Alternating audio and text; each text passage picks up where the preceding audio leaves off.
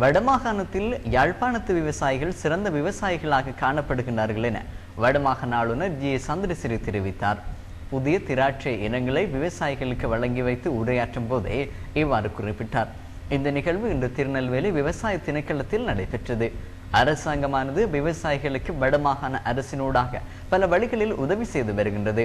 இதனால் நாட்டில் வடமாகாண விவசாயிகளில் யாழ் மாவட்டம் முன்னிலையில் திகழ்கின்றது.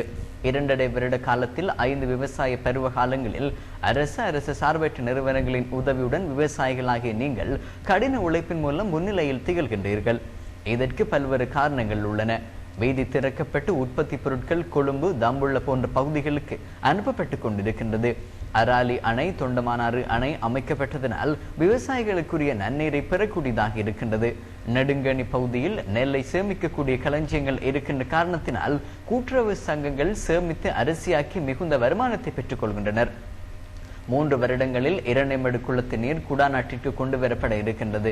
இதன் மூலம் வருடம் முழுவதும் விவசாய நடவடிக்கையை மேற்கொள்வதற்குரிய நடவடிக்கைகளை அரசாங்கம் ஆரம்பித்துள்ளது. இன்று ஹாக்கில் ஸ்போர்ட் சிட்டி மற்றும் விவசாய திணைக்களத்தின் உதவியுடன் இந்தியாவில் இருந்து கொண்டு வரப்பட்ட புதிய திராட்சை இனங்கள் புளிப்பற்ற சுவையான பழங்கள் பெறக்கூடியதாக இருக்கின்றது. 1 வருடத்திற்குள் இதனுடைய பலனை பெற்றுக்கொள்ள முடியும். தற்பொழுது குடாநாட்டில் உற்பத்தியாகின்ற திராட்சை சுவையில் புளிப்புத்தன்மை காணப்படுகின்றது. புதிதாக இன்று அறிமுகம் ஆகிய இத்திராட்சை நல்ல அறுவடை பெற்று நாட்டின் ஏனைய பாகங்களுக்கும் அனுப்பக்கூடியதாக இருக்கும். அச்சுவேலை கைத்தொழில் பேட்டைக்கும் 32 நிறுவனங்கள் தமது செயற்பாடுகளை ஆரம்பிக்க இருக்கின்றன. இவற்றில் விவசாய உற்பத்திக்கு முன்னுரிமை கொடுக்கப்பட இருக்கின்றது. இங்கு முருங்கை உற்பத்தி செய்யப்பட்டு நாட்டின் பல பாகங்களுக்கும் இருந்து அனுப்பப்பட உள்ளன.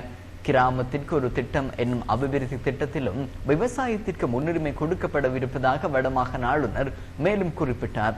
இந்நிகழ்வில் காகில் ஸ்போர்ட் சிட்டியின் ஆலோசகர், இயக்குனர், விவசாய பணிப்பாளர், கமநல சேவை பணிப்பாளர் உட்பட விவசாயிகள் பலரும் கலந்து கொண்டனர்.